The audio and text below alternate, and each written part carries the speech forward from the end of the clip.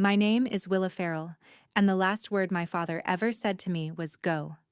I was 11. I stood on the gravel with a duffel bag while my aunt's headlights swept across the yard, and he would not turn around. For 20 years, I believed that man threw me away like a feed sack gone sour. So I built a whole life on it, 3 states away, careful never to need a single soul. Then last August, halfway through my first vacation in 9 years, my phone lit up on a beach towel. Fly home. Don't say anything to your parents. I almost laughed because my parents had not been parents since I was a child.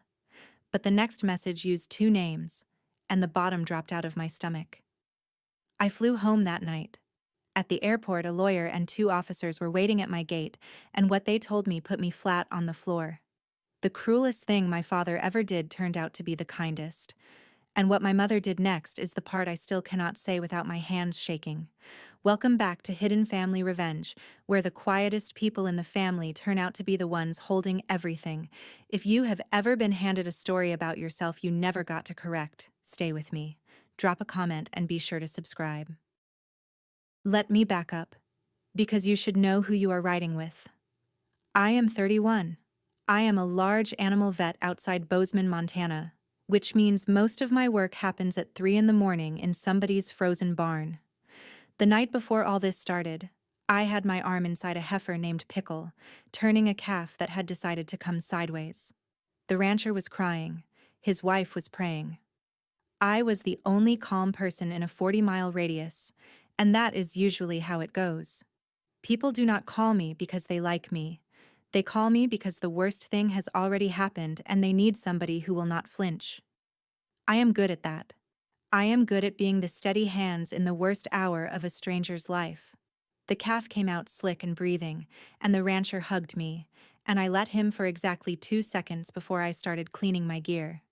That is the thing nobody warns you about being raised the way I was. You learn to be needed like a tool. You never quite learn to be wanted like a person. I had a paid-off truck, a good practice, and a kitchen with 1 chair. My Aunt Ruth used to say I collected reasons to skip Thanksgiving the way other women collect recipes. She was not wrong. I had spent 2 decades proving I did not require anybody, least of all the family that had mailed me away at 11 and never written back. And I would have kept proving it forever, if Ruth had not booked us both a beach house in July and refused to let me weasel out of it. The Outer Banks in summer is loud in the good way. Ruth's grown kids were there, my cousins, with their own kids underfoot, and a screen porch that smelled like sunscreen and steamed shrimp. These people were not my blood exactly. Ruth was my father's younger sister, and when Glenn sent me to her at 11, she could have treated me like a charity case. Instead, she taught me to drive a tractor, signed my report cards, and sat in the front row when I crossed the stage for my doctorate. Her family became the only family that ever felt like one. On the third evening, one of the little ones asked me, all innocent, when I was going to take her to see the famous Nebraska farm, the one with the red barn from the old photo on Ruth's wall. The porch went a half-beat quiet. Ruth set down her tea. She got a look I had seen maybe twice in 20 years, a tightness around the eyes, like a woman bracing a door against weather. Don't fill the child's head with that place, she said, too quick, and changed the subject to the fireworks. I let it go. I was good at letting things go, but I caught her watching me later while I dried dishes, the way you watch somebody you are afraid is about to find something out. I told myself it was nothing. I poured myself a glass of wine and walked out to the dunes to watch the dark come in over the water. My phone buzzed against my hip. I figured it was the answering service, another barn, another worst night of somebody's life. It was a number I did not know, and a message that would burn the whole quiet life I had built, right down to the studs. Fly home. Don't say anything to your parents. I read it 3 times, and the wind came off the water carrying the smell of cut grass from somebody's lawn behind the dunes, and just like that, I was 11 again. Funny how a smell does that. Back home, it was alfalfa, and the night they sent me away the whole place reeked of it, fresh mown and sweet under a sky going purple. I had come downstairs for water and found my mother and her brother Roy at the kitchen table with bank statements fanned out like a card game. My grandmother Nadine's statements. I would understand much later. Roy looked up and saw me in the doorway, and his face did something cold. He leaned toward my father, who had just come in from the field, and he said low, "The girl saw." My father went the color of dishwater. Nobody explained anything to an 11-year-old. By morning, my bag was packed. My mother stood on the porch with her arms crossed while Ruth's headlights came up the lane, and when I asked her why I had to go, she said the words I would carry for 2 decades. "He didn't want you, Willa. Nobody did." My father wore his work flannel, the green and black one, and he stood with his back to me by the truck and would not turn his head. Not when I called his name, not when I cried, not even when the screen door behind him slammed so hard the whole porch shook. "Go," was all he said. So I went. For 20 years I believed every word my mother gave me, because an 11-year-old believes her mother, and because nobody, not one soul, ever called to tell me different. And now, standing in the salt wind with my phone in my hand, somebody finally was. I am not a woman who jumps because a stranger says jump. The first thing I did was try to figure out who was on the other end of that number. I called it. Straight to a generic voicemail, no name. I ran it through a reverse lookup on my phone and got a regional area code for eastern Nebraska and nothing else. I sat down on the cold sand and thought it through like a diagnosis. Somebody knew my cell number, knew I was traveling, and knew the word parents would mean something to me. That was not a wrong number. That was somebody who had done homework. I texted back. "Who's this?" The reply came fast. "It's about your father. Your mother and Roy cannot know you are coming." Reading Roy's name in a text from a stranger did something to the back of my neck that 20 years of therapy had not undone. This was not a prank. Pranksters do not know about Roy. I stood up and brushed off the sand. Inside, the porch was still laughing over a card game, and Ruth caught my eye through the screen, and her face changed when she saw mine. I did not tell her. The message had said don't say anything, and some old instinct, older than my good sense, told me to honor that for one more night until I understood the shape of it. I booked the red-eye out of Norfolk to Omaha on my phone right there in the dark. I do not run from things. I never have. Whatever was waiting in Nebraska had been waiting 20 years, and I was done letting other people decide what I got to know about my own life. On the plane, I did the math on what these people thought of me, because I had a layover and nothing but time. Here is the story the town of Calhoun, Nebraska, had been told about Willa Farrell. That I was a difficult child, that I lied, that I took things, that poor Glenn and Brenda had tried everything and finally had to ship the girl off to relatives for the family's own peace. I knew the story because I had gone back once, at 19, and stood in the feed store and watched grown adults change aisles to avoid me. I did not waste my breath arguing that day. I had learned young that you cannot argue a person out of a conclusion they reached because it was comfortable. So I made a different choice. I stopped trying to win people who had already decided, and I got very, very good at one thing they could never take from me. I put myself through school. I built a name in 3 counties for steady hands and an honest bill. Let the town keep its story. I had a better one, written in my own ink. What I did not know, sipping bad airport coffee at 2 in the morning, was what was actually at stake back there. The Farrell place was 400 acres of bottomland that had been in the family since 1911. My grandmother Nadine had held the purse strings until she passed 3 years ago, and I had not even been told she died. Somewhere out there was a will, and a barn, and a whole accounting of who got what. And somebody with 2 police officers thought I needed to know about it badly enough to fly me across the country in the dark. I will be honest with you, because that is the deal between us. A part of me did not fully trust the stranger with the area code. So before I let anybody steer me, I tested it myself. From the Omaha gate at 6 in the morning, I dialed the old farmhouse number, the one I had memorized as a child and never once used since. It rang 4 times. Then a recording, and the voice on it was my mother's, older and flatter than I remembered. telling me to leave a message for Brenda and Roy at the Farrell residence, Roy living in my grandmother's house. That told me more than the stranger had. I hung up before the beep. If my mother and uncle were running that place together, and somebody official wanted me there without them knowing, then the warning was not paranoia. It was a map. I had spent my whole adult life reading situations for the danger nobody else wanted to name. A heifer about to kick. A rancher about to lose everything. I knew the feel of a thing that was about to go very wrong, and this had that feel all the way down. So I squared my shoulders and walked toward baggage claim, where a man in a gray suit was holding a folder against his chest and scanning faces, and two officers stood a polite distance behind him. He found me. He knew me on sight, which meant he had a photo, which meant this had been planned. "Ms. Farrell," he said, and his voice was kind in the careful way doctors use. "I am sorry to do this to you here. I had flown 2,000 miles on a stranger's text. I was not about to spend one more hour not knowing." His name was Tom Beck. He had been my father's attorney for 19 years, he said, though I had never heard his name in my life. The two behind him were investigators with the county attorney's office, and he introduced them so plainly that the word investigators did not register for a second. We sat in a glassed-in airline office somebody had unlocked for us, the kind with a fake plant and a clock that ticked too loud.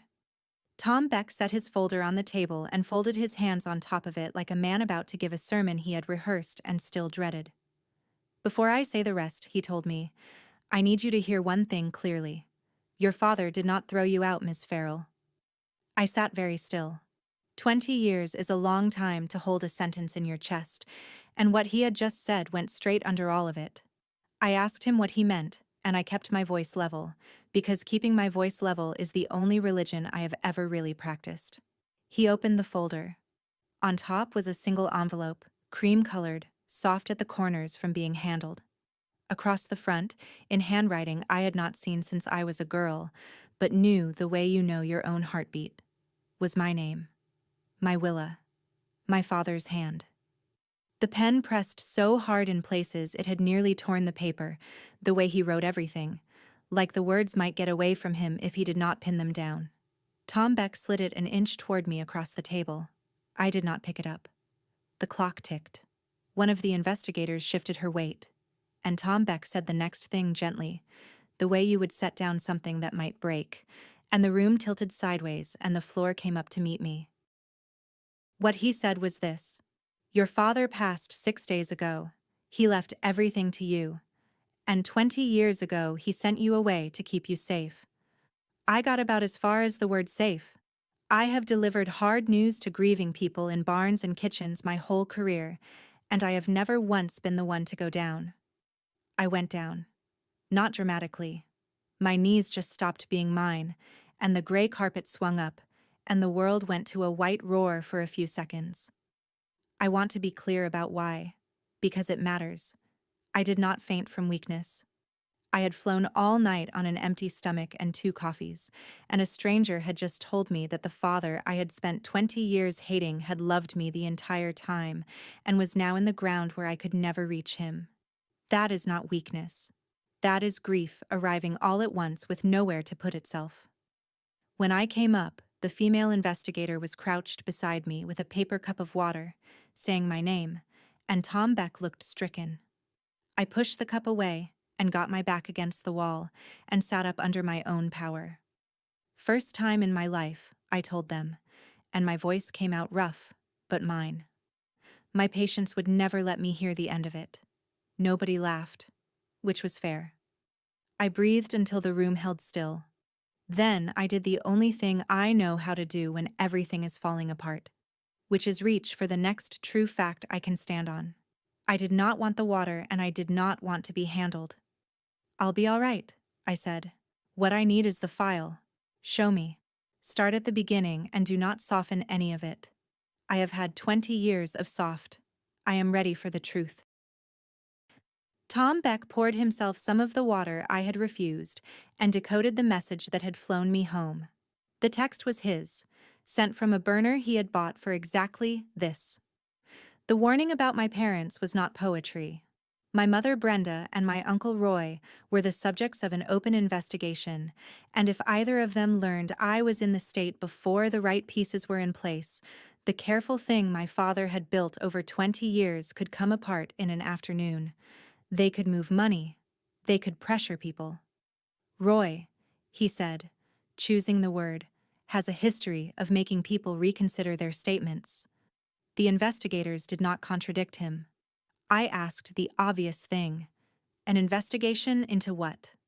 Tom Beck looked at the two officers, and the woman, whose name was Detective Pruitt, took it from there. Financial exploitation of an elder, she said. Your grandmother, Nadine Farrell. I felt the floor try to tilt again, and I planted both feet and would not let it. Nadine had been the one warm grown-up of my early childhood, the one who slipped me peppermints in church and let me name the barn cats. They drained her, Pruitt said plainly. Over years. Powers of attorney, accounts, signatures. We have had a piece of it for a long time. We have not had all of it. I looked at the folder, then at the envelope with my name in my father's desperate hand, and something in me that had been curled up tight for 20 years started, very slowly, to stand. I did not cry. There would be time for that later and not in front of strangers. Keep going, I said. You said my father knew. How long had he known? And Detective Pruitt and Tom Beck traded a look that told me I was not going to like the answer. Tom Beck spread the documents across the table, and I read them the way I read a chart, top to bottom, looking for the thing that does not fit. Withdrawals from Nadine's accounts going back 11 years, a power of attorney she had signed when her eyesight was failing, with Roy as agent and my mother as successor. Transfers, even amounts, the kind designed not to trip a bank's attention. $200,000, gone in pieces, into accounts that fed my mother and her brother. I have a clinical mind. It is the only thing that let me stay upright. But somewhere in the third page my own memory snagged on a line and would not let go. A single large withdrawal, $12,000, dated the 18th of June, the summer I was 11. I knew that date in my body. Detective Pruitt, I said. The 18th of June. That was my grandmother's birthday. We were all at that house that night. I came downstairs and I saw my mother and Roy at the kitchen table with her bank papers, and Roy said the girl saw, and the next morning, I was gone. Pruitt went very still. She pulled the page closer. You have had this bank record for how long? I asked. About a year, she admitted. You had the number and the date. You did not have the only person who was standing in that kitchen. For the first time, the two of them looked at me not as a grieving daughter to be managed, but as something useful. A witness. The withdrawal they could prove. What I could prove was the why, and the when, and the fact that an 11-year-old's accidental glimpse was the exact thing that got her shipped 3 states away. Tom Beck closed his eyes a moment. Your father knew, he said quietly. He knew before you were 11. He just could not prove it yet, and he could not protect you and fight them at the same time. I want to tell you I melted into a daughter's gratitude right there. I did not. I got angry. The clean, useful anger I trust more than tears. If he knew, I said, then explain something to me. He knew I was in danger from his own wife, so he handed me to Ruth and went radio silent for 20 years. No letters, no birthday calls. He let me grow up certain he didn't want me. So, which was it? Was I his daughter? Or was I just a problem he filed away 3 states out of sight, so it wouldn't mess up whatever long game he was playing? The investigators looked at the table. Tom Beck did not. He had clearly been waiting for this exact question, which annoyed me, the way it annoys you when somebody knows you better than they have any right to. Your father told me you would ask that, he said. Word for word, almost. He said, Willa is too smart to be bought with a sad story, so don't try. There is a letter. He wrote it over many years and finished it this spring, when his heart started giving out and he knew he was close. He left strict instructions. You were not to receive it, or any of it, until he was gone, and the pieces were in place to keep you safe. Not one day sooner, he said, and Tom Beck's voice caught for just a second.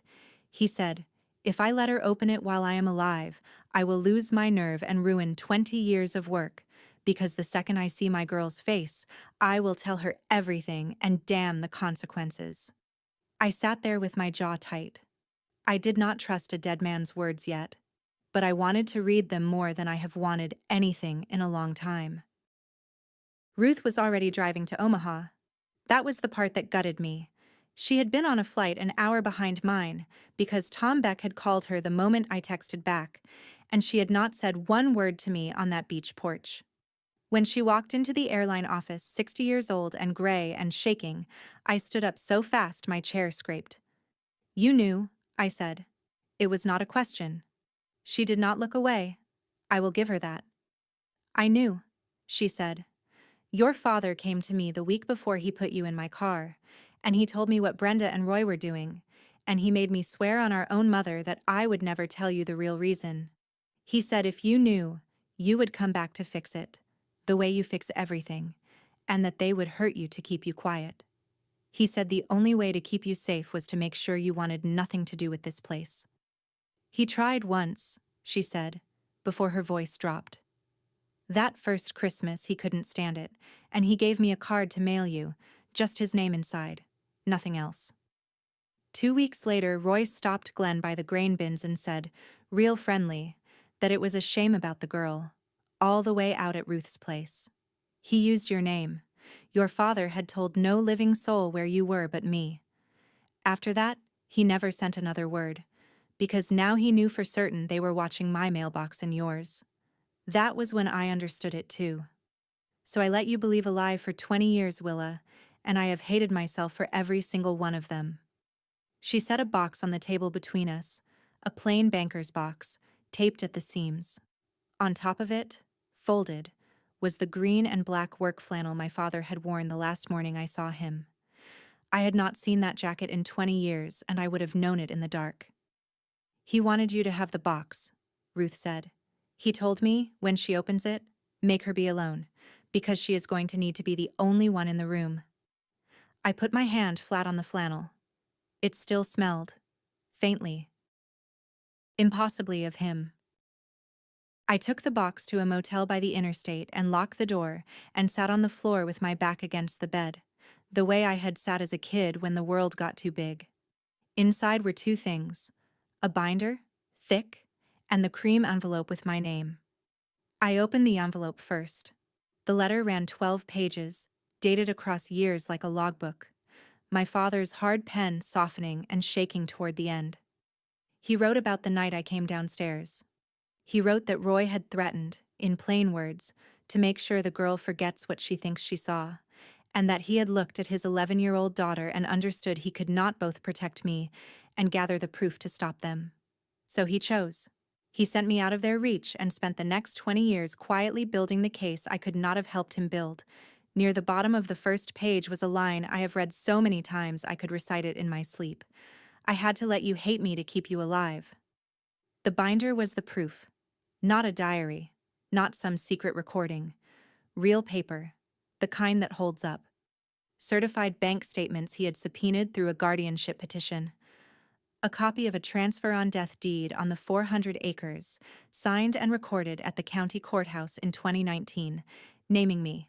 Correspondence with Detective Pruitt's office going back 2 years. A revocable trust holding what was left of Nadine's money, with my name on it. My father had not loved me out loud. He had loved me in filings, in recordings of deeds, in 20 years of letting me be furious so that I would be far away and breathing. I sat on that motel floor and cried the way you cry once a decade.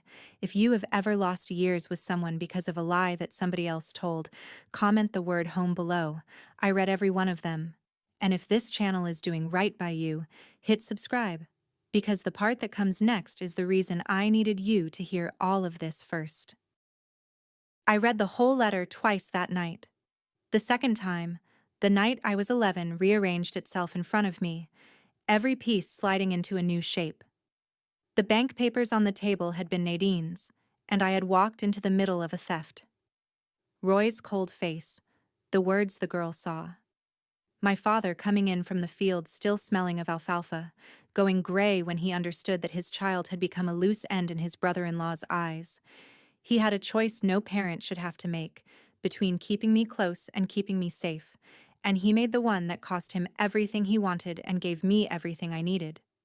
He could not look at me by the truck because if he had looked at me, the letter said, he would not have been able to do it.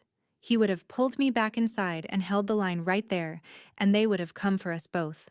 So he kept his back turned and let the screen door slam and said the one word he could get out without breaking. Go. For 20 years I had heard that word as a rejection.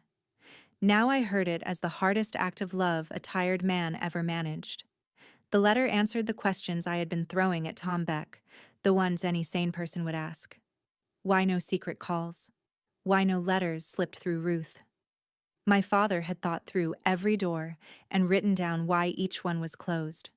Roy still went through Nadine's mail and watched the family like a hawk watches a fence row. One card from Glenn to a daughter he was supposed to have disowned would have told them the witness still mattered to him, and they would have come looking for me to make sure I stayed quiet.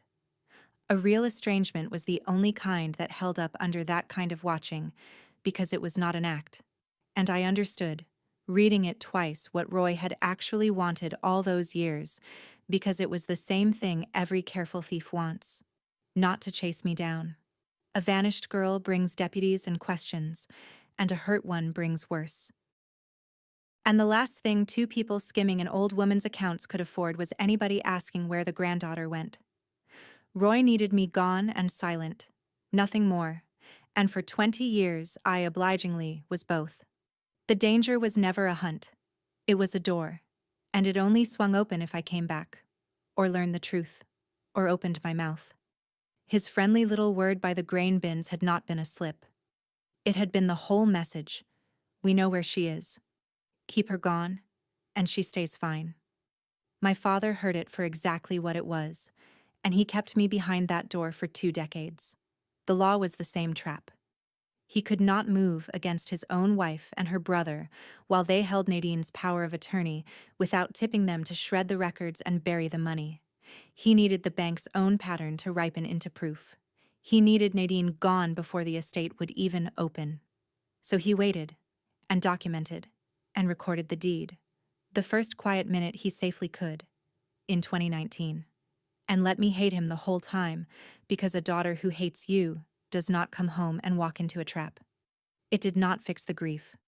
Nothing fixes the grief of finding out a person loved you only after they are too far gone to tell. But it turned the anger toward the people who had earned it. My mother, who had stood on that porch and looked her crying daughter in the eye and chosen the cruelest possible lie. Her brother, who had made my own father afraid for my life. They were 40 miles south of that motel, sleeping in my grandmother's house, counting an inheritance they believed was theirs. They had no idea I had come home. In the morning, I met Tom Beck at his office in town, and he laid out where things stood. My father's funeral had been small and fast, the way Brenda wanted it, before anyone could ask questions. The reading of the will was set for Friday at the farmhouse, 3 days out. My mother had insisted on the house, in front of family and the pastor and a couple of longtime neighbors, because Brenda Farrell never met an audience she did not want to perform her grief for. She believed she was inheriting 400 acres and whatever Nadine had left, and she had already had a lawyer of her own draft paperwork to that effect. Tom Beck slid a fresh document across his desk. 2 weeks before your father died, he said, your mother had him sign what she told the notary was a renewal of a farm lease. It was actually a quitclaim deed, transferring the land to her. I felt my pulse pick up, and I made it slow back down. Did it work? I asked. He almost smiled. No, he said. You cannot give away what you do not own anymore. Your father recorded that transfer on death deed to you back in 2019. A recorded deed like that controls the land at death no matter what a later piece of paper says, and no matter what is in any will. She tried to steal a farm he had already given away. She just does not know it yet. I sat with that. I could have stayed in Montana and let the lawyers handle it by mail and never set foot in that house again. That would have been the safe choice. And the small one. I am not built for small. Put me on the list for Friday, I said. I want to be in that room. Let her think I am there to cry. I did not wait for Friday to lay eyes on them. I drove out to the farm Wednesday afternoon, down the county road I had not traveled since I was 19, and the fields were in second-cutting alfalfa, that same sweet green smell rolling through the truck windows and straight into the oldest part of me. The house looked smaller and meaner than my memory. My mother came out onto the porch before I was out of the truck, and 20 years fell away in the worst way. She had aged into a hard, handsome woman who held her grief like a prop. Willa Farrell in black, dabbing at dry eyes. "Well," she said. "Look what the wind blew in." Roy came to the door behind her, heavier, grayer, the same flat eyes. Travis was there too, my half-brother, 27 now, a man I had never really known, raised entirely on the story that I was the bad seed. I told my mother I had come for my father's service and to pay respects, and I watched her decide I was harmless. She softened into something worse than hostility, a kind of pity. "Honey," she said, "you came a long way for a man who shipped you off and never looked back. You always did make everything about you." And then, because she could not help herself, because cruelty was the one language she was truly fluent in, she said it again, the sentence she had branded me with on this very porch. "He didn't want you, Willa. Nobody did." I stood in the yard with the alfalfa smell all around me and my father's case sitting in a binder in my truck, and I did not say a word about any of it. I just looked at her, calm as a frozen pond. "Friday," she said. "You can come hear the will, and then go on back to your animals." I said I would not miss it for the world. Travis followed me out to my truck. He was twitchy, a man who had been promised something and was watching the promise get complicated. "You shouldn't have come," he said, not unkind, just nervous. "Mom and Roy have got it all settled. The land, Grandma's accounts, all of it. There's papers?" I asked him what papers. He told me, with the confidence of a man repeating what he has been fed, that 2 weeks before Dad died he signed the farm over to Mom, free and clear, and that a lawyer in Fremont had it locked up tight. I kept my face still. So that was the quitclaim Tom Beck had described, the one my mother thought was a winning hand. They were not bluffing because they were lying. They were bluffing because they genuinely believed they had already won. That was useful. A person who thinks they have won gets careless. They say things out loud that a careful person would never say. I asked Travis, gently, whether he had ever actually seen the things Mom said I did as a kid, the stealing, the lies. He blinked. "Well, no," he said. "I was little, but she told me. She told me a lot of things," he added and then stopped. Like a man who has heard his own sentence from the outside for the first time, I let it sit. I did not push. "You plant the seed, and you let the rain do the rest." I told him I would see him Friday, and I drove back to town with the windows down, and for the first time since the beach, I felt something other than grief. I felt the cold, clean focus I get right before a hard procedure, when I already know exactly where the trouble is and exactly what my hands are going to do about it. I am not going to lie to you and tell you it was a sure thing. That afternoon, Tom Beck walked me through exactly what I had and exactly what I did not, because false hope is just a slower kind of cruelty. What I had was strong. The recorded transfer on death deed meant the 400 acres were set to pass to me at my father's death, ahead of the will and ahead of my mother's clumsy quitclaim. The trust held what was left of Nadine's money in my name. Those were not promises. Those were filed, stamped, time-stamped facts, set in motion back in 2019, long before my mother made her move. Tom Beck would not let me mistake strong for untouchable. "She can still come after the deed itself," he said, "if she can convince a judge your father lacked capacity in 2019, or was unduly influenced." He did not think it would land, given the date and how clearly Glenn had documented everything while he was sharp and healthy. But a fight was a fight, and judges were human. And it was not a clean sweep besides. As Glenn's surviving spouse, my mother had a right under Nebraska law to claim an elective share of his estate, a slice she could not be entirely cut out of, and there were two old joint accounts with both their names that would simply pass to her. She would fight. She would hire someone good, and she would drag it out, and she would get something. The land, though, the heart of it, the thing my father had spent 20 years protecting, sat on the strongest footing the law gives a person, and Tom Beck said so in exactly those words, and then made me hear the rest of the sentence. Strongest is not certain, he said. With a marriage this long and a farm worth this much, she can make it slow and ugly and expensive, and you should expect a year, maybe two, of lawyers before a court puts it to bed. He believed the deed would hold. He would not promise me it would hold easy. My father had not won the war in advance. He had handed me the best hand at the table and the burden of playing it out. He had filed the boring paperwork that nobody dramatic ever bothers with, and the boring paperwork is what holds when everything else burns. I asked Tom Beck whether my mother knew yet that the land was already gone from her grasp. He shook his head. She thinks Friday is her coronation, he said. I thought about my mother in her black dress, rehearsing her grief, certain she was about to be handed the kingdom. And I decided I was not going to take that certainty away from her 1 minute before I had to. Roy found me Thursday evening behind the implement shed, where I had walked to look at the old hayrake my father used to let me ride. I heard his boots on the gravel before I saw him, and the back of my neck did the thing it had done at 11. He stopped close, too close, the way a man does when the point is to make you feel small. You're stirring something up, he said. I can smell it on you. I told him I was here for a funeral.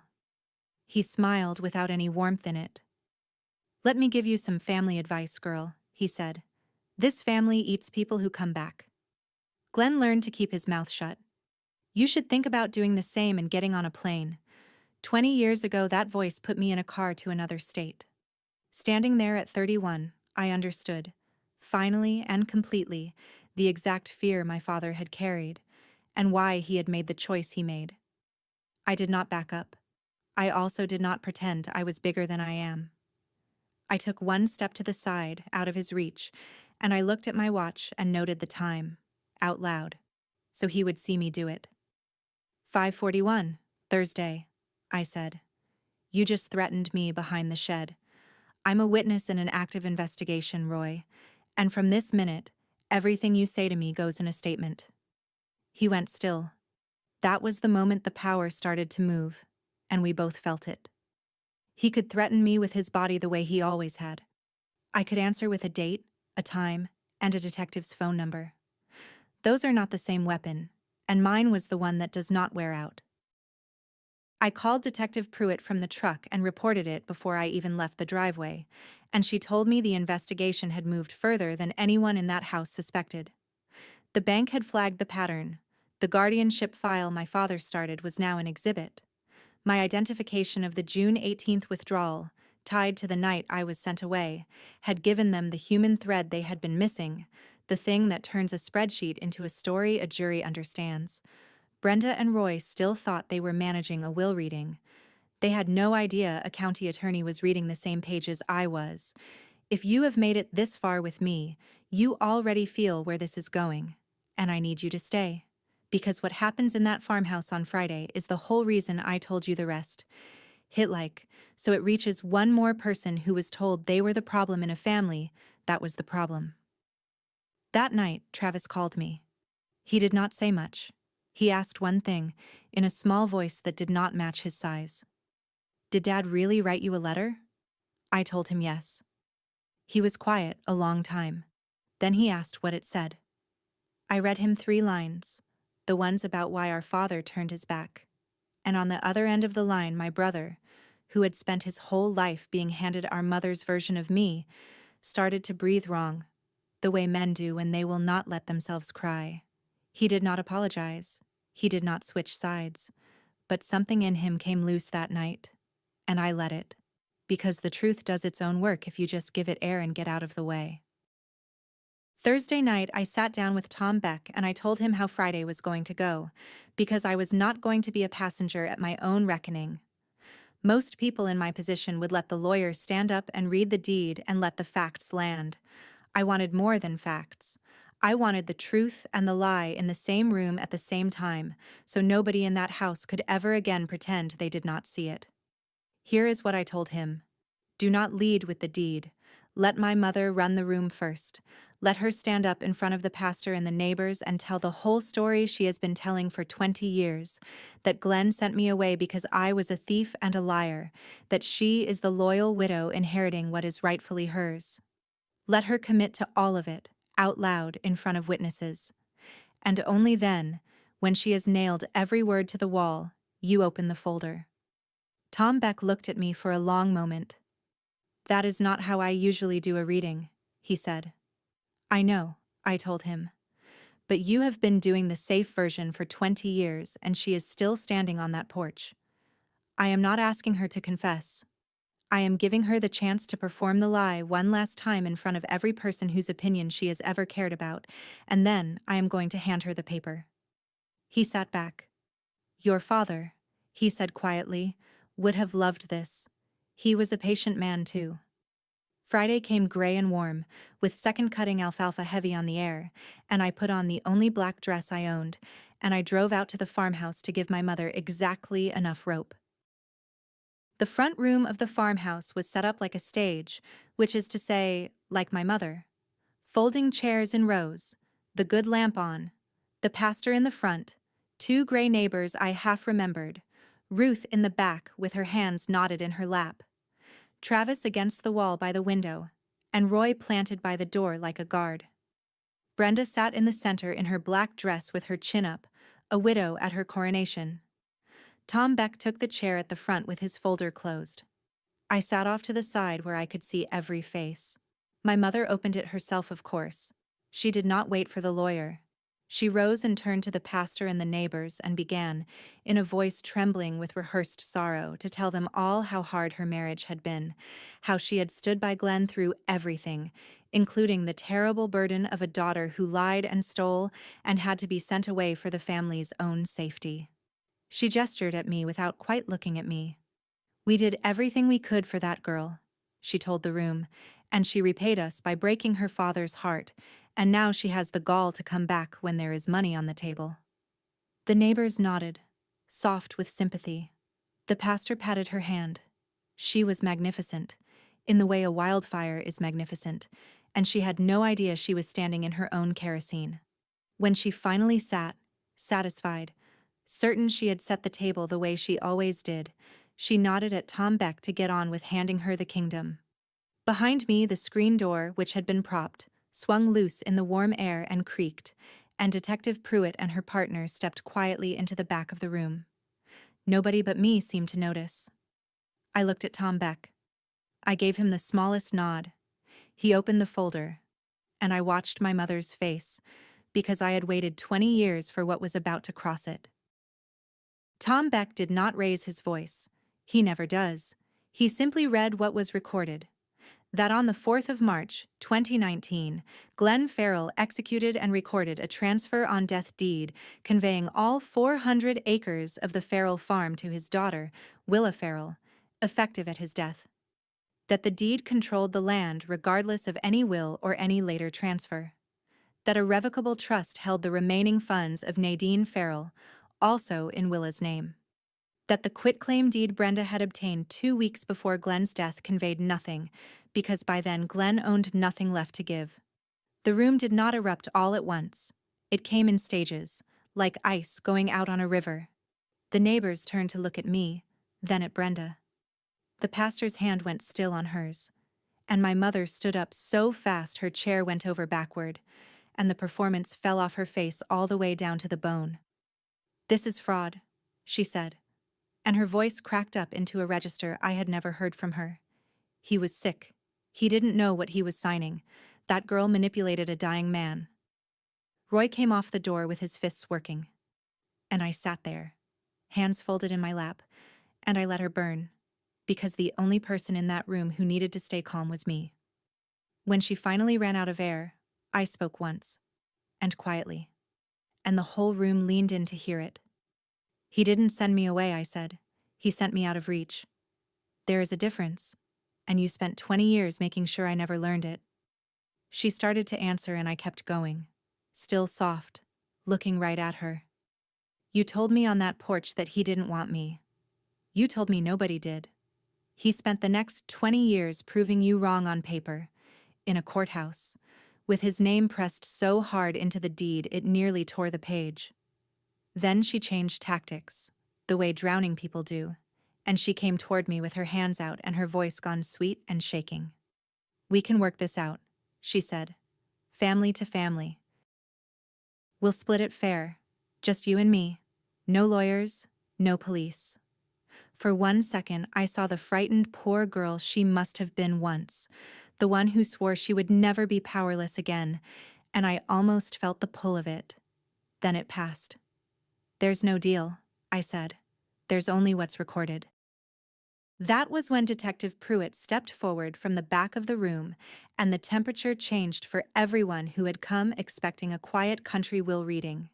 She introduced herself and her partner, calm and clear, and she said that the matter before the family was not only an estate, that there was an open investigation into the financial exploitation of Nadine Farrell, and that some present might wish to speak with their own attorneys before saying anything further. She did not slap cuffs on anybody. Real life is slower and heavier than television. But she laid the certified bank statements on the table next to my father's deed, and she said, looking at no one in particular, that they had recently confirmed a key date with a witness who had been in the house the night the pattern began. Every head in the room understood whose date that was. My mother's mouth opened and shut. Roy was already halfway out the door, and Pruitt's partner went out after him, unhurried. And Travis, my brother, who had spent his whole life being told who I was, pushed off the wall by the window and stood in the middle of that room and said, to the neighbors and the pastor and our mother, the only words that mattered. She told me Willa stole, he said, his voice unsteady. My whole life. I never once saw any proof. He did not look at me when he said it.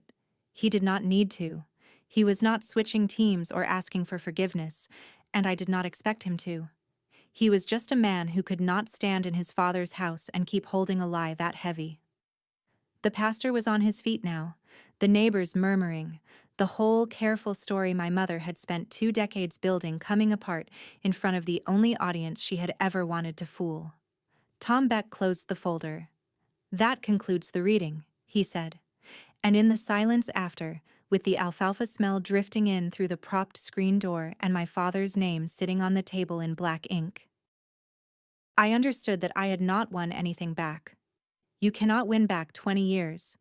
But the truth was finally in the room, and it was not leaving with my mother's version anymore.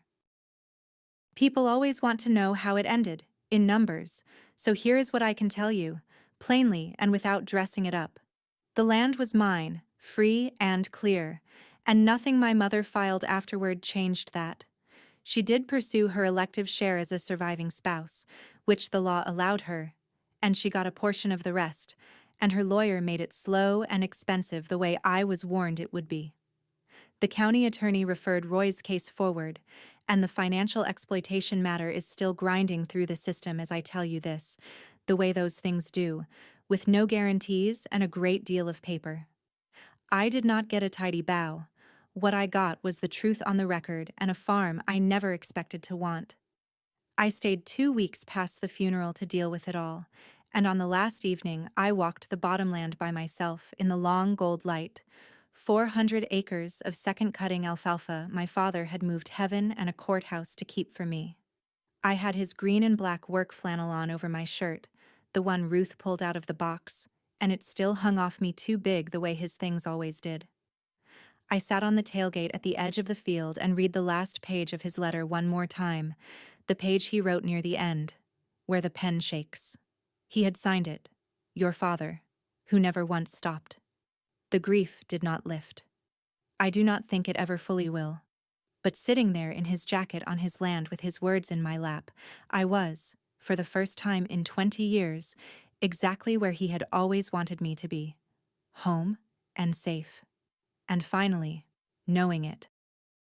I saw my mother one last time, the morning I left, standing on that same porch where she had branded me at 11. She started to say something about family, about how I would regret cutting her off, about how I had always been ungrateful. I did not raise my voice. "You don't get to tell the story anymore," I said. "The records do." And then I walked down the steps, and for the first time in my whole life, I reached back and let that screen door close soft behind me, the way you close a door on a room you are never going to enter again. Some people love you out loud, with phone calls and birthdays and their arms around you. Mine loved me in silence, in paperwork, in 20 years of letting me hate him so that I would be far away and breathing, and I would trade every acre of that farm for one more chance to hear his screen door close gentle behind him as he came in from the field. That's my story. One strange message on a beach. A father who played the villain so I would never have to grow up beside the real one. If this reminded you that the quiet ones are so often the people quietly protecting you, go call them today. While the only letters left are not the kind a lawyer hands you across a table. Share this with someone who needs it. Drop a comment, hit subscribe, and I'll see you in the next one.